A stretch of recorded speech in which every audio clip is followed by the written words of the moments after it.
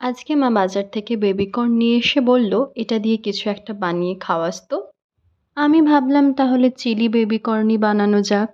প্রথমে বেবিকর্নগুলোকে ভালোভাবে ধুয়ে তারপর এইভাবে ছোট ছোট করে কেটে সেগুলোকে জল দিয়ে প্রেসারে বসিয়ে দিলাম যাতে সেদ্ধটা তাড়াতাড়ি হয়ে যায়।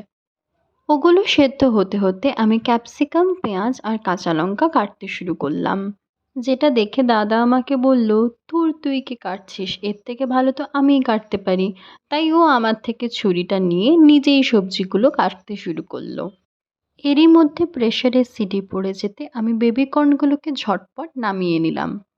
তারপর সেগুলোকে একটা পাত্রে রেখে পরিমাণ মতো নুন, ময়দা, কর্নফ্লাওয়ার, লঙ্কা গুঁড়ো, হলুদ গুঁড়ো, অরিগ্যানো আর চিলি ফ্লেক্স সব দিয়ে সেগুলোকে ভালো করে মাখিয়ে নিলাম। এরপর কড়াই চাপিয়ে তেল গরম করে মাখানো বেবিকর্নগুলোকে আস্তে আস্তে তেলে ছেড়ে ভাজতে শুরু করলাম, যতক্ষণ না সেগুলো একটু কড়কড়ে এবং লালচে ভাবে ভাজা হয়ে যাচ্ছে। ভাজতে ভাজতে আমি দু তিনটে চুপি চুপি খেয়েও নিলাম। ভাজা হয়ে গেলে সেগুলোকে তুলে একটা থালায় টিস্যু পেপার দিয়ে রাখলাম যাতে অতিরিক্ত তেলগুলো ঝরে যায়।